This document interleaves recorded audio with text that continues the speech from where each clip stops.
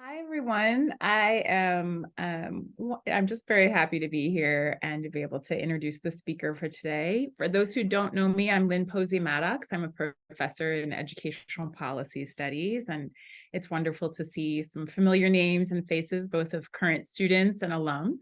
And I had the distinct pleasure of serving as a dissertation committee member on Dr. Brown's dissertation committee. So this is always just a treat to be able to see and get to know students from start to finish, from the time their application materials come in all the way through their doctoral journeys, and to introduce them as doctors. So without further ado, I wanted to introduce the speaker. Dr. Larry D. Brown Jr. is a postdoctoral fellow at the Wisconsin Center for Educational Research and an associate director of community health and violence prevention services at Harris County Public Health in Texas. And he defended his dissertation in 2022, and it was entitled Edu-Carcerality, Beyond the Metaphor of School to Prison. So we're looking forward to hearing from Dr. Brown, and thanks in advance to Michael Dixon for helping with all things technical. We appreciate you. So Dr. Brown, take it away. We're excited to learn from you. Thanks for being here. Thank you. Thank you for the introduction. It's always good to be present at UW, whether it's virtual or in person. I really am grateful to you all for joining. I can't see you all, but I know you're there, so thank you. And want to just extend a good afternoon and thank you for express gratitude for you all for the privilege of your time, for joining us here today. You really could have been anywhere else, and you are here at the EPS Alumni Speaker Series. I do want to say thank you to Professor Bartlett for extending the invitation to me. She thought enough of me to come back and share. And I know that so many people didn't get the chance to hear about my dissertation, although I got emails and texts about it. So thank you to all you familiar faces. So I was presented with the opportunity to talk about my dissertation research and or career. And if you all know Professor Bartlett, she's ambitious, so she asked me to do both. And so I'm going to attempt to do that today. So obviously you have the title of my dissertation, but I also want to lift up a topic and parenthetical question that just simply says perpetually carceral with a question mark, perpetually carceral. As a child growing up in the 1980s and 90s in what is known or has been popularized as South Central Los Angeles, or what I call Los Angeles, I, like many of my friends, quickly became familiar with law enforcement through interactions at or near home in my mostly Black and Brown community on the east side of Los Angeles. Inside of my home and within my neighborhood, I learned values and received care and love from family and friends. And in my community, I also, for better or worse, experienced law enforcement at a young age. So whether it was simply the cruiser going up and down my block, or what we called then the ghetto bird, the helicopter hovering over to patrol and provide air support to officers on the ground in my neighborhood, and ultimately in my schoolyard, I always had some kind of encounter with law enforcement. So most of the encounters, for the most part, were pleasant then, and not sure if they do it now. They would exchange baseball and sports trading cards, but sometimes in other instances, they made it known that we looked suspicious, right? We were, if you can picture it, young Black and Brown children, let me say that, 11, 12 years old. And, we did what everyone else did, running up and down the block. We lived in a mostly tight-knit community where there were at least 2 generations who had gone through school, sometimes 3. But we often looked suspicious. We always were accused of possibly fitting the description of someone who broke the law, right? And so we too received threats of punishment, right? This whole state-sanctioned violence or capital punishment or anything, or some threat. And so there was a time when a neighbor called the police to report a machine gun in the neighborhood. And early that day, friends and I were out shooting our pellet rifles at targets. And one of them did mimic, I guess, something that was a non-traditional, but that resulted in me riding in the back of a police car. And I ended up in front of my friend's home to retrieve the machine gun. This was at a time when mass shootings definitely in the area I lived in was not necessarily a thing.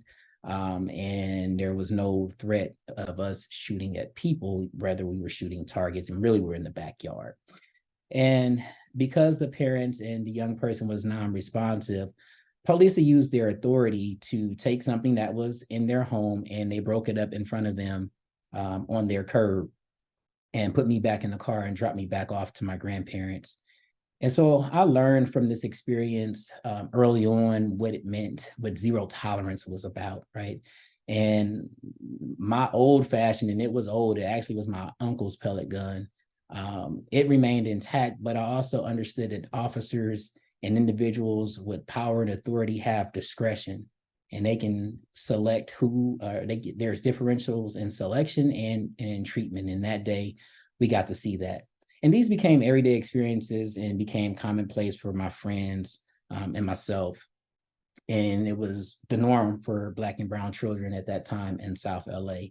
And so that brings me to talk about my dissertation research. And I probably already talked about positionality a little bit, but a lot of what I do in my decision to come to UW and even to study what I study broadly is influenced by what I experienced growing up, and then with that of my friends and family members' experience. So I'm going to attempt to share my screen here. So my dissertation topic or title was Edu-Carcerality Beyond the School to Prison Metaphor. And so just an overview. So it was a qualitative study that examined the experiences of teachers and staff at a juvenile justice organization serving predominantly Black and brown youth in a large urban/suburban county in Texas. The schooling system, or education and incarceration within the juvenile detention center. So this is a secured facility, so a kid's jail for ease. And it was a facility that perpetuated what I conceptualize as edu-carcerality.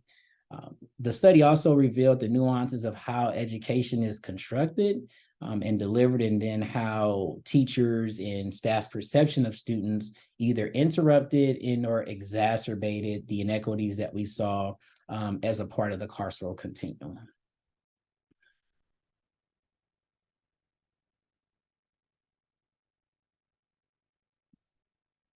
So I had, here's my research questions. How do people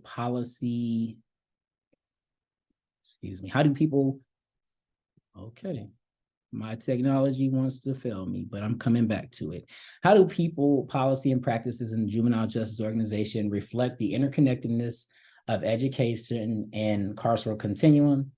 How is education constructed and delivered in youth justice settings? So looking at it within. And then how do staff make sense of their role and navigate the nuances of educational and carceral setting and the juvenile justice organization? And then how does the organization prepare for young people beyond the future? So many of you have heard of school to prison, schoolhouse to jailhouse, school to prison nexus, educational enclosures. And so I looked at the continuum and what happens to young people when they are removed from their community and from their schools, right? And so within the detention facility, there is a educational structure school. And so these questions are pointed toward that setting. So as just sharing with you all some of the guiding frameworks and things that I considered as conceptualizing the framework was looking at Foucault's governmentality and panopticism, right? Sort of this form of authoritative power where you conform to the customs and habits of the place you're in. So this is, and I'll talk a little bit more about the site further up, But this is a jail, right? And the people, the adults, control the movement, the behavior of young people. And then there's this sort of constant sense of surveillance. If it's not just the staff person who is looking at and overseeing young people, it's the 450 cameras that exist within this facility, right? And then looking at anti-Blackness and anti-Black racism. And so this partial quote from Michael Dumas: "The Black is socially and culturally positioned as slave, disposed of human agency, desire, and freedom." And throughout the study and throughout my observations, that's exactly what it looked like, right? That even when students wanted to exercise agency, wanted to speak up for themselves, they couldn't do so freely without permission. And even within seeking permission, that permission was often denied, right? And then the sense of neoliberal governmentality. So looking at the work of Lester Spence, these collective logics, right? And thoughts about populations and institutions that sort of frame what people see or what becomes problems or solutions. And so looking at the work of Lester Spence, and then also what I just called anti-Black youth carcerality, right? Like the institution, everything about it, from its policies and its procedures, some which are state sanctioned, that the local jurisdiction follows, just did not necessarily support positive youth development, or anything that would be rehabilitative in nature. And I use that word loosely. So my research site, I'm just going to move something on my screen. So my research site, I'm called Shining Star Youth Justice Center, or SSYJC, is the largest juvenile justice department in the state of Texas. The organization employs just under 1,150 employees, with 8 offices and divisions, with an annual operating budget of about $100 million. And of that, education, at least in the previous years in 2018, was allocated to 8.6, and then in 19, 6.8. So you see a reduction, right, in expenditures towards education, and you think about 100 million versus 6 million. Referrals to the organization in 2019 were 6,000, and in 2020, there was a reduction to 3,900. I'm sure somebody might ask me about the question about reductions and referrals, and some of that has to just do with local decisions by, again, discretionary decisions by lawmakers in the district attorney's office, who had discretion over whether or not they would be prosecuting truancy cases. So that was a big thing within the same state, that young people were going before a municipal court. So were you the equivalent of a speeding ticket if you would get a traffic ticket? And if they were truant, which is a status C offense, class C misdemeanor, they would have to go appear before a judge. And if they were found to be delinquent, guilty, they could be punishable up to $500 per offense per child, and that could roll over to the parent as well. So $500 if there's a 2-parent household. So I just calculated $2,000 for, chronic truancy in the state of Texas. So there were some legislative changes. It took 2 legislative sessions. Texas meets every other year, so it took 2 legislative sessions for them to semi get it right. But there was still some issues with that.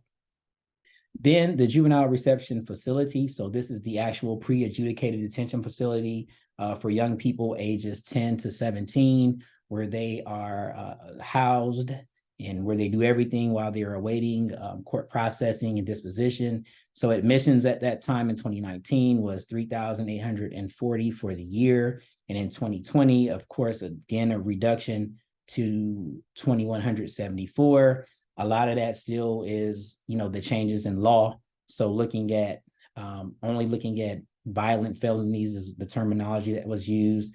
and no longer taking misdemeanors. Again, discretionary, not necessarily a statutory change with the state, so something that can change with leadership. And then the school within the juvenile reception facility, Rising Stars Institute of Excellence.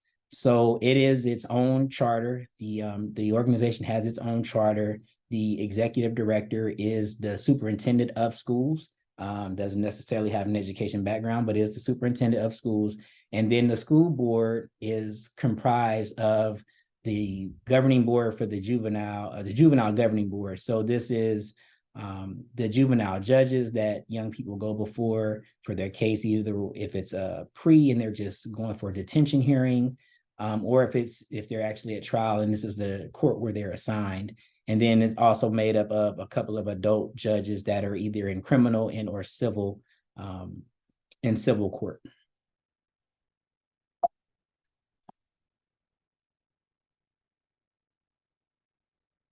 So a few words on data collection and methods, and I'll get through this because I'm watching my time. So my data collection took place between March of 2021 and February of 2022. And it was a critical ethnographic case study. I had 107 hours of participant observations, both within the facility and then specifically within the school itself. I observed instructional assistants and different conversations and dialogues. I went to the campus improvement meetings. So these are meetings that are held with the teachers, with the principal. Sometimes it would be an outside person. It doesn't necessarily have the traditional structure of school to have PTO or something like that, although that was something that I did try to advocate for at the time. And then, I did attend a few ARDs, IEPs. This was 20 semi-structured interviews with participants. So they averaged probably right around 75 minutes. A lot of people had a lot of things to say. And so I had 127 hours of observation and had daily observations and interactions with the staff, with the young people, with the school staff as well. So the school staff and the detention staff are separate, and went to their planning meetings daily. So just talking about documents, I reviewed a little bit of everything. I talked about the legislation around truancy. There was some reentry legislation. So this sort of impacts when young people are being released from the detention center or from their placement and they're returning back to their neighborhood schools. Schools were telling parents that they can't come to school. It's open enrollment actually, so they can come to school anytime. But the school did not want to be associated with a young person who was formerly incarcerated. And so just think about those implications and what that means, to young people when they're just trying to go to school, right? And they're trying to do the right thing, which is usually a condition of the court for them to go attend school and to attend school regularly, and then they can't get into school. And, when parents don't necessarily have the wherewithal, what are the implications there when they're trying to, enroll their student? I'm going to skip over some of this and just skip straight to the findings. So 3 big findings came out of the study. What I said is the impossibility of youth learning and the youth development. So the facility itself is a very hardened place. And I thought I had a picture of it up here. It's a very hardened place. So young people don't see the light of day, literally.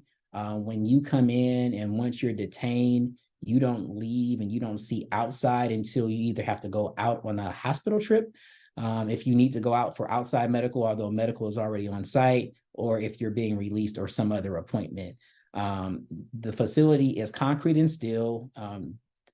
The existing facility was constructed in the 1950s as the adult jail for the location. And so it was, I want to say, renovated in 2005 and opened in 2006. And it was incomplete at the time, but they didn't have enough money to finish it, so they left it as is. So imagine, if you will, and maybe you've seen some old movies where they don't usually use keys anymore, but the sound of keys, metal clinking together, this is something that, students would hear all day. If somebody wanted to come in and out of the door, whether it was a teacher, counselor, anyone coming to see them, if they needed to go out, They had to push an intercom system and identify themselves verbally. And again, surveillance was built into that panel as well. So the person in the control booth thinking about panopticism and sort of this 360-degree surveillance had to buzz them in. And this would go on all throughout the day. Let me also say that this space, and I'll try to see if I can find a picture because I thought I had it here. Yes, here it is. I'm just going to talk about it here. But if you see here, this is pretty much what it looks like. Stainless steel tables.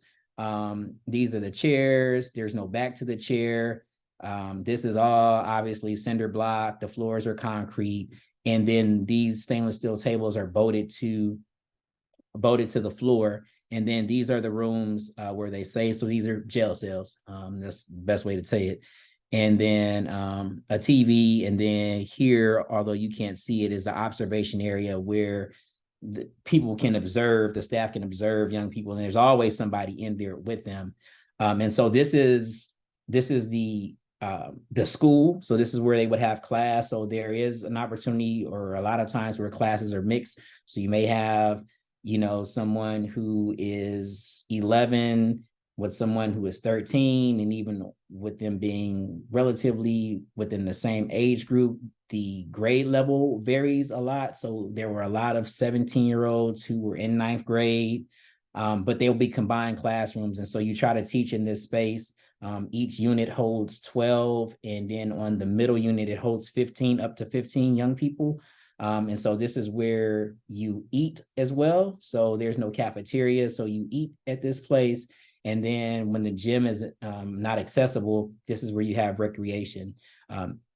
Believe me when I tell you there is no light there. There is a third party light that's in the room that comes from the outside through a service chase. So it's about maybe 3 feet from the actual cell itself. And so by state requirements, they have to have some kind of indirect light that comes in. But I assure you that they can't see beyond whatever is straight across from them. And oftentimes it's just buildings because of the location. Let me hurry on up through this. Then teachers are inhibited by policies and procedures to prioritize and reinforce safety and security. So a lot of times, teachers would want to do experiments, as you might imagine.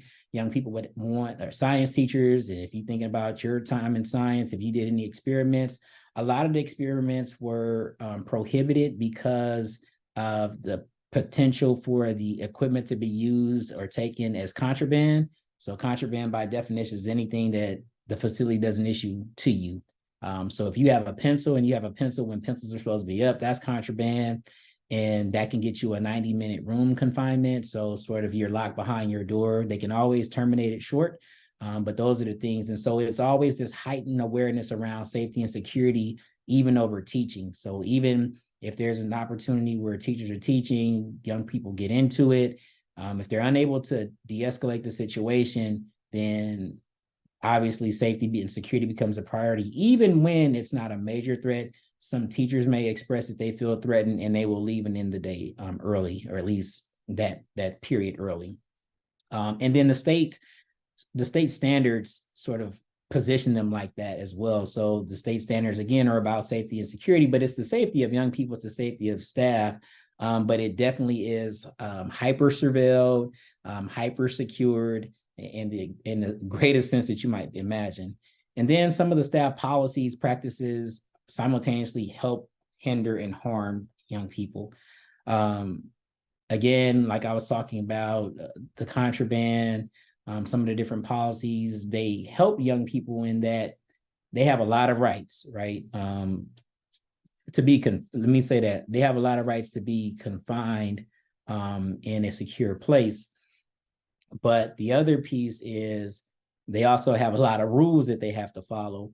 And so while they have a lot of rights, staff got and would intentionally sometimes either set up a young person for some reason, right, for them to be harmed. Things like, if you're mad at one young person, you might, put a honey bun on their head, right? So honey buns are premium as you might imagine, in the setting of incarceration, particularly when you don't have them. And if they're ice honey buns, that's like a premium. And, as you might imagine, these are adults who are watching young people, but might say, hey, I'll give you a couple of honey buns if that kid has been getting on my nerves. This is usually how they say it. And if you beat them up, right? So you're supposed to be protecting young people and helping build them up. At the same time, you're breaking them down, and these are the things that go on, right? And so it's a nuance of problems and the processes that paradoxically help, hinder, and harm. Here, I already talked about some of these things, but this is just what a lunch tray looks like. I mean, this is a dinner tray. Hopefully y'all can see the picture real good. It's plastic. These are 2 chicken patties. I'm sure they're frozen. I was trying to figure out what this was, and I remembered, I think this was like either the cream corn, and then this is the salad. That is salad, believe it or not. And there's your good condiments. And that is dinner, for whether you're 11 or whether you're 17. And that usually comes early in the day, around 5 o'clock or something like that. And so, again, if you're hungry, and a lot of times that what young people talk about is always being hungry. And so there was an increase of snacks, but still hunger nonetheless. And then you have staff complaining that they get too many snacks, right? Like you're depriving a young person of eating, right? You're eating your snacks. If it was your child has snacks, but because they're confined, or you think they need more punishment, which a loss of freedom is punishment, right?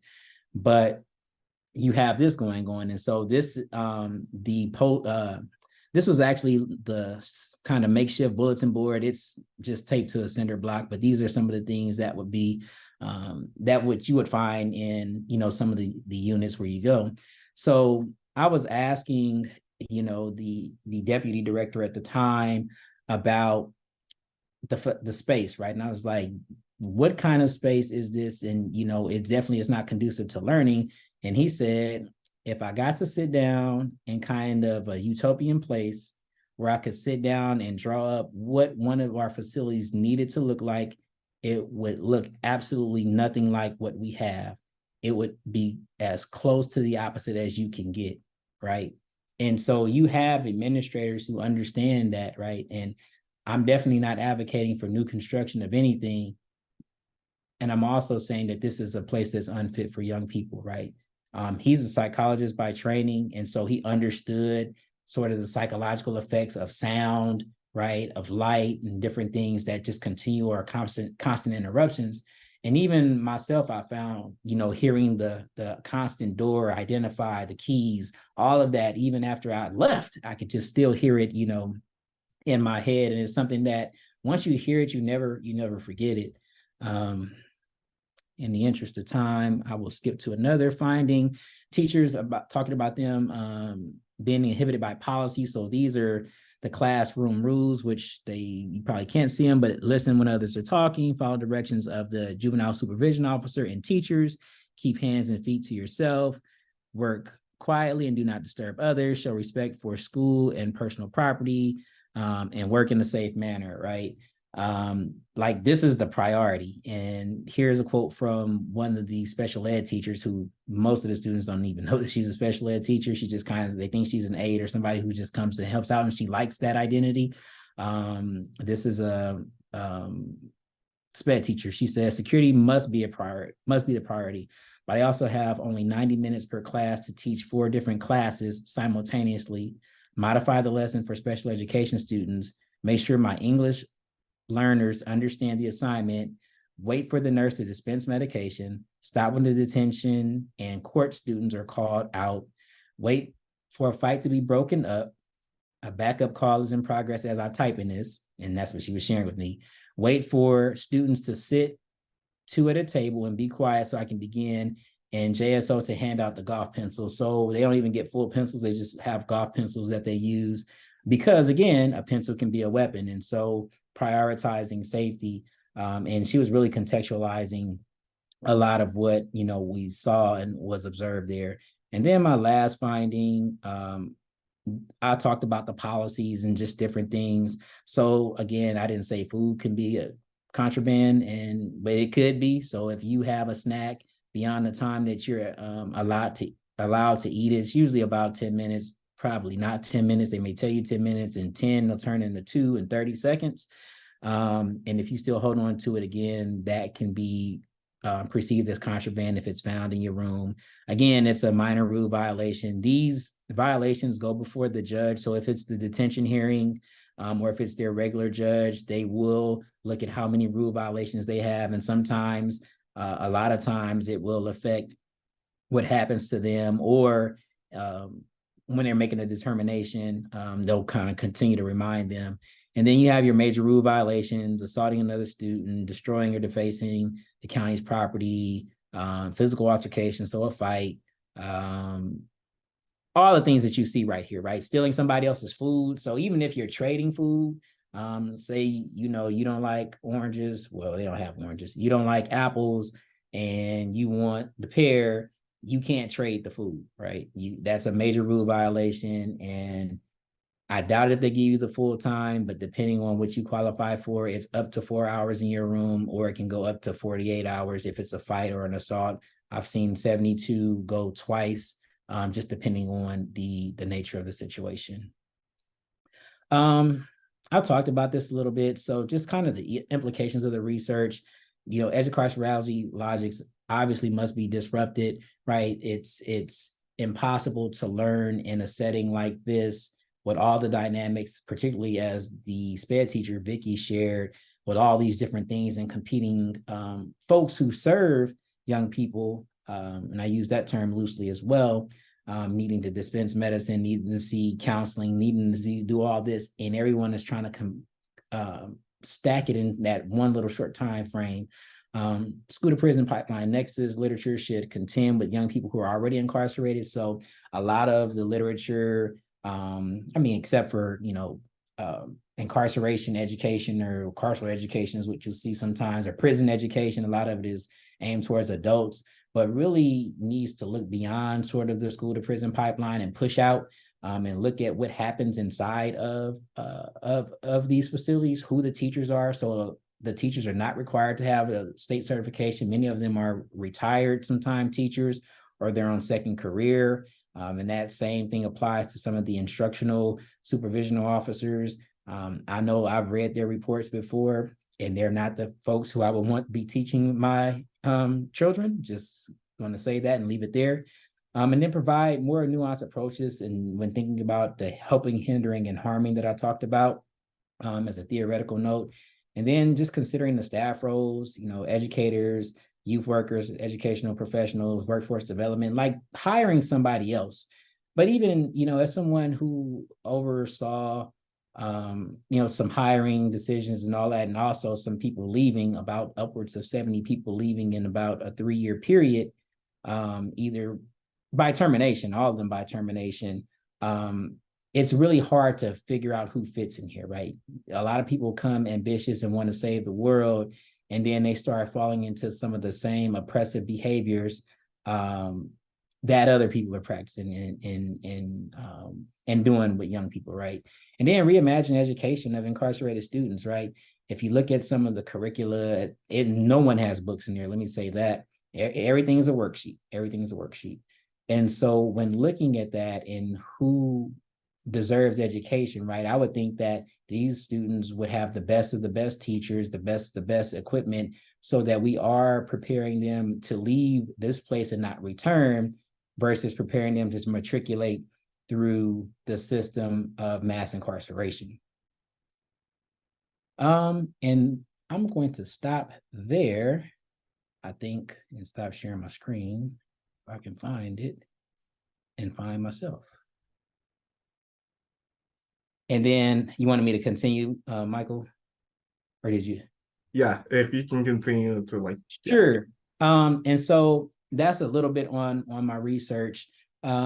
So I already told you all how I got here in terms of my interests. A lot of it is just personal, and just things that I experienced. I'm a non-traditional student. They usually say that for people who go to school, I think, beyond 25.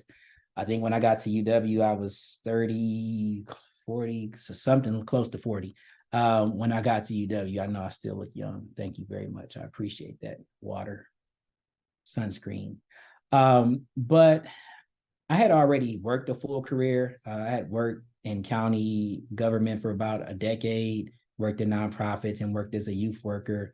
But I also knew that I wanted to further education and, let my career focus and education focus come back together to inform, one, the workforce, but also to train people who will be coming into the workforce, right? So the existing workforce and those coming in, and then be able to write about it, right? And to make some changes, right, to what we were learning. So I have a couple of questions, and you all might have them. I'm gonna zoom through them so that we have time for questions.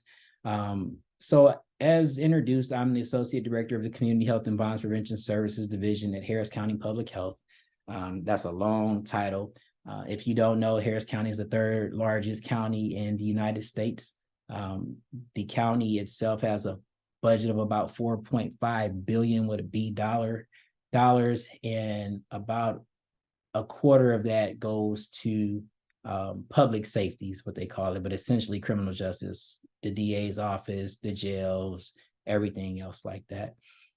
So the division I'm working in is fairly new, and it takes a public health approach to address some of the same things I was talking about. So young people in juvenile justice situations, as well as adults. So my specific program, I guess, is divided into two. We have a 911 alternative, which I think are prevalent and people know about them across the nation. A lot of them respond to mental health crises or things that law enforcement would normally be called for, but law enforcement is not needed. And so one of the goals of our division is to reduce the footprint of law enforcement in an individual's life. And by doing that, by offering alternatives, we do have a co-response model just because that's the way it's set up. But people are starting to see and get to know the crisis intervention specialists a little bit better and engage that way. We also have a violence prevention team that works in communities. So some of you may have heard the term credible messengers. I know we were just talking about it in WCER and clinic, talking about those with credibility, right? Because those are the people who in community, that's who people are looking for, right? They want the education piece. They want to know you know something, but really it's the credibility and building those relationships. And so we have a community violence interruption program. There's plenty of publications and some emerging peer-reviewed work coming out around CVI work. It's big in Chicago, Los Angeles, New York, and it's becoming big here in Texas, where you engage those with lived experiences to work in communities, often where they're from, to prevent acts of violence. So, our division launched in the fall of 21 and got programs and services going up in March of 22.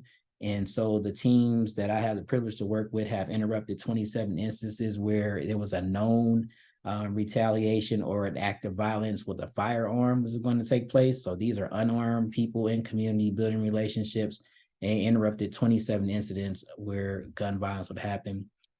We partner with Everytown and network, and they have this running figure about the calculation of what the fiscal impact is, because that's what governments love on gun violence. And so it's a really big number.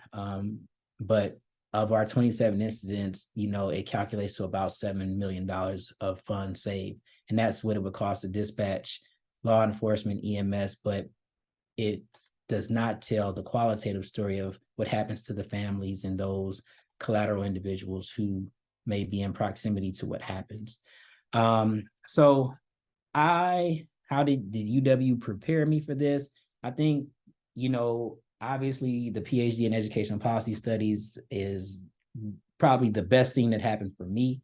I was applying all over the place, and I really honed in on EPS because the wide range of experiences of the faculty and just different things that you can learn in EPS definitely helped me bring some of that over to the field.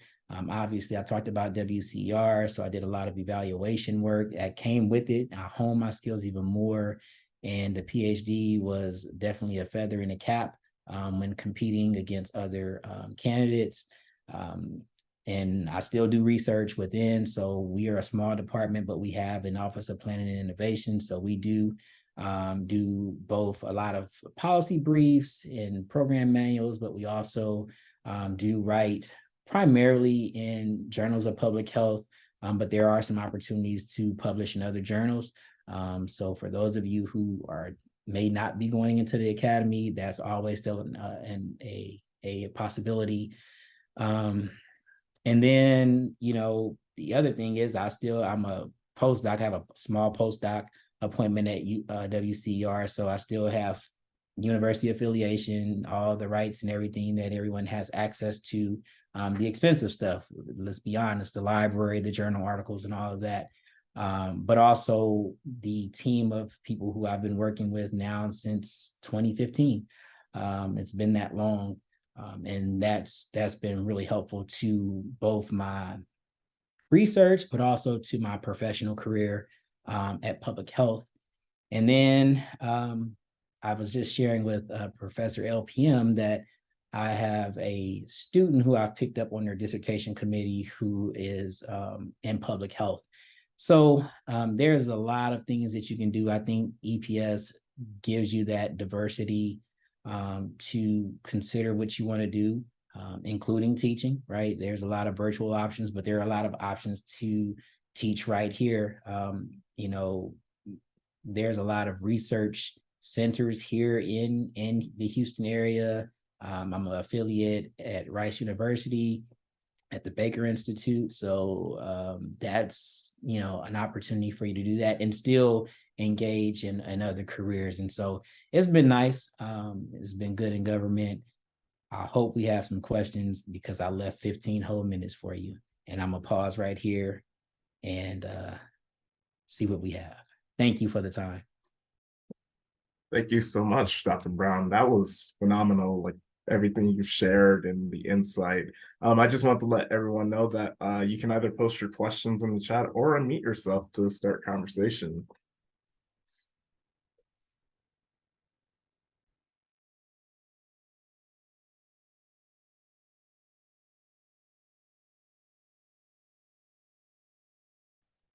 What's good, Larry? It's Mike. Mike. Good to hear and see you, my G. Yes, sir. Quick question for you. Huh? First, I appreciate your talk and your work. I'm thinking about Edu-Carcerality. Did you see or notice like the young people? And sorry, I was in and out if I missed this. I apologize for that.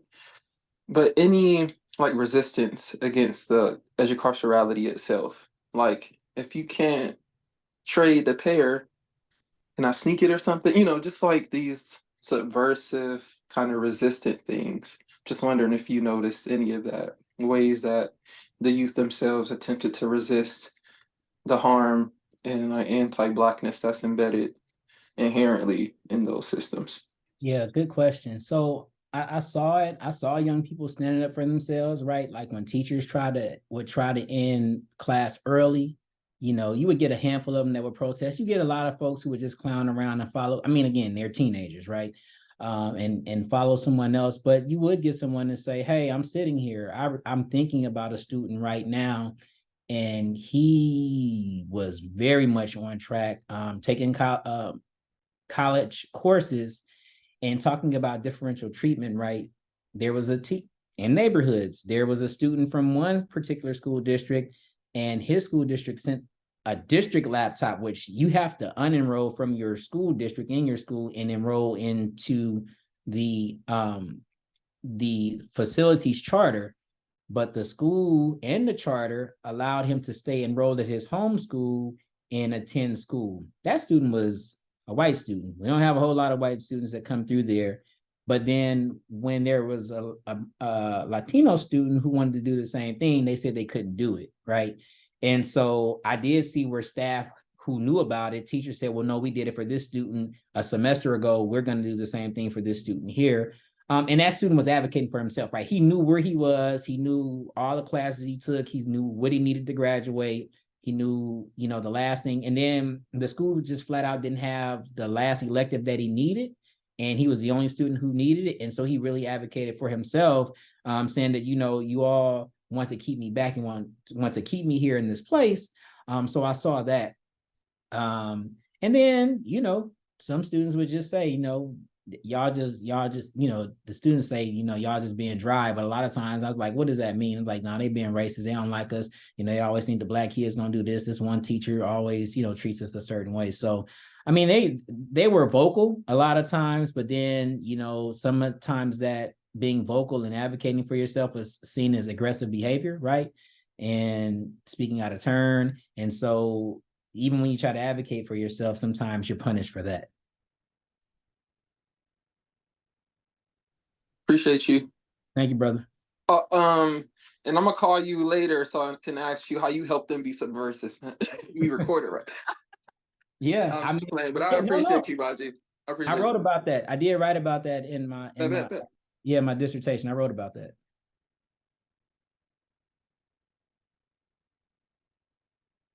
Don't be shy. I'm just a regular.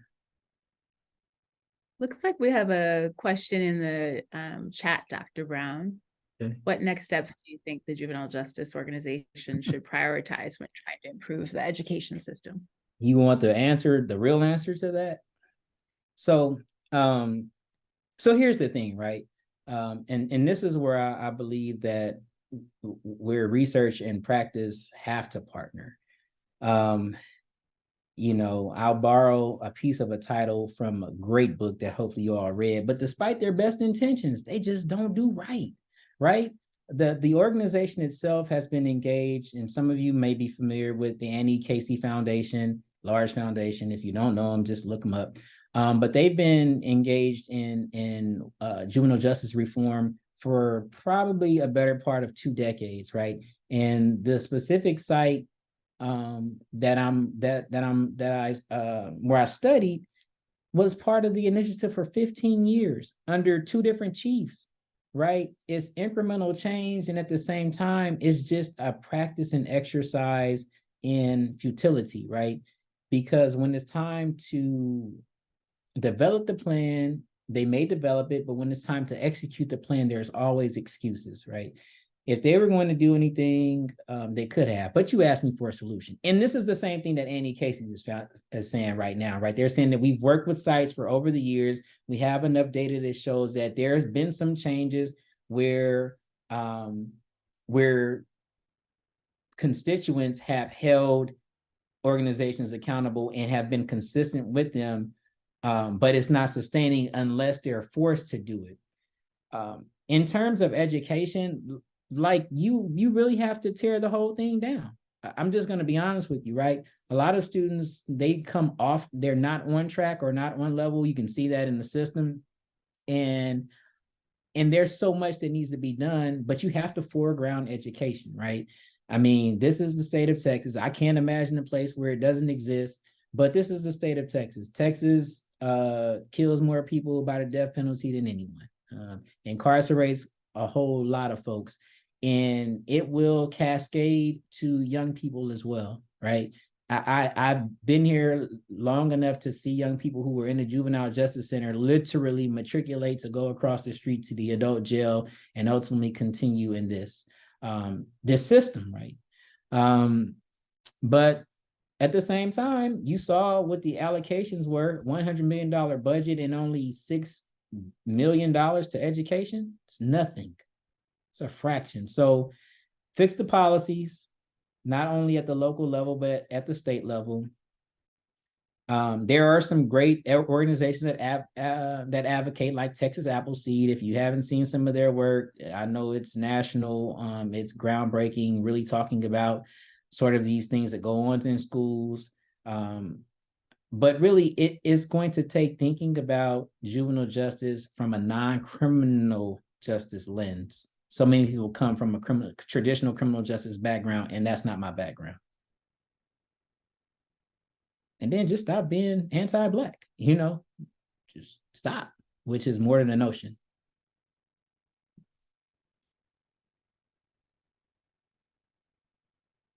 Curious what advice you would give current PhD students and prospective PhD students for thinking about careers beyond tenure track positions, like things that have been really helpful to you? I mean, you've been working throughout the time you were doing your dissertation, but what are some kind of things that you would suggest as you're kind of on the other side of things here and in a role that's non-tenure track and doing a lot of impactful work in policy and practice?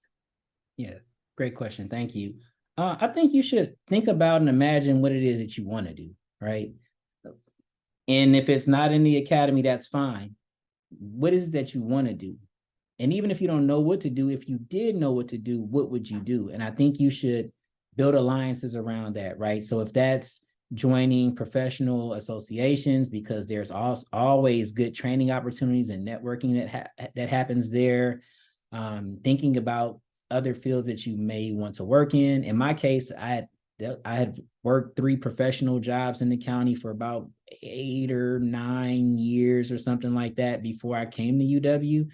And so you don't have to throw away the things you love, right? You figure out how to pull them closer, because a lot of organizations, private and governmental nonprofit, they have some of the same things you're looking for. If you want to just do research, I assure you, I can think about several county departments that they have research. If you're a tech person, they are looking for SQL developers who work with the other folks on the data side of things to run data. If you're a quantitative person, like, there are opportunities for you to do those skills. I think you just have to start thinking about it differently, and then just start talking to people. You know, I just learned early that I'm an introvert. Nobody believes that, even the people who know me, but I'm an introvert, and I'm just forced to be an extrovert just because of association and affiliation. But I think that's definitely one of the things you can do. Conference when you can, conference for free when you can. Subscribe to, while you're a student, it's cheaper. Subscribe to everything. It's like $25 to be a member here, $30 to be a member here. You know, it's a huge cost savings, and just start, engaging that way. And don't give up on your dreams. Like, just continue to pursue them. When somebody tells you they can't be done, they can be done. Non-traditional, unconventional student, probably the least likely to be voted to be at UW-Madison. I said a little bit about where I came from before, the things I did have a chance to teach at UW. I taught Professor LPM's class. Thank you again. That was like the best experience. Race, ethnicity, and inequality in American education. That was great. And then as you're a PhD student, the one cool thing I do like the shift with EPS was the move to develop your own course and agenda, because that opportunity still might come around, right? You might not want to pitch it to someone if you're not tenure track, but at the same time, it's your course, do your thing. And you can have it all, right? You literally can do it all. I'm long-winded, y'all. Oh, good. I think there's a question. We have time for maybe one last question. It looks like Lisa put one in the chat. You want to answer that one? I'm not sure if you addressed this earlier in presentation, but I'm wondering how students understood your presence in the space. Oh, is my ethnography professor here? We're supposed to continue this conversation. Is Stacy Lee on here? I thought I saw her name earlier. So yeah, full disclosure, and it was on there. I actually worked at the facility too. And so I had that insider, insider, and I jumped in and out of it regularly. My committee talked a lot about it. We probably could have talked a lot more about it. And I plan to get back around here. Just been a little tired and recovering. So students there, I have a level of respect for them because I respect them, right? I treat them as human. I see them as human. And so they knew who I was as the administrator. And I think they had an understanding of me doing research. But no matter what, it was always respectful, right? And there were things that they would say, like, you should really write about this. You should tell them this. You should tell them this. And I have so much data that, eventually it'll come out at some point. But they understood me to the best of their ability when I talked about research, and they had already been familiar with it. The Vera Institute had been there, like I said, Eddie Casey, and they actually did some work with young people and asked them questions about how they feel, how their treatment. And so I came, on the heels of that just after COVID. So that was interesting, but I think they understood me both as that. And, non-threatening, because I would come during school, even when I wasn't studying there. And I would just be like a TA because they need help, like they really need homework help. And so I would just sit down, and that would help sort of to, contain some of the anxiousness of young people getting up out of their seats. So that was great. Is that my last question? Yeah, I think so. Yeah. Okay, well, it's close to 1, actually less than 1 minute than 1. And I just want to say thank you so much, Dr. Brown. Like, this is a phenomenal presentation about your research and about like everything that you've done. Like, it was just amazing. And we all just want to thank you for taking the time out of your day to come and speak to us and share with us all this information. I appreciate that. There's Professor Bartlett. Hello. I know my time is up, but I always like to lift up, my chair, Bianca Baldridge, my entire committee. I ain't about to cry today.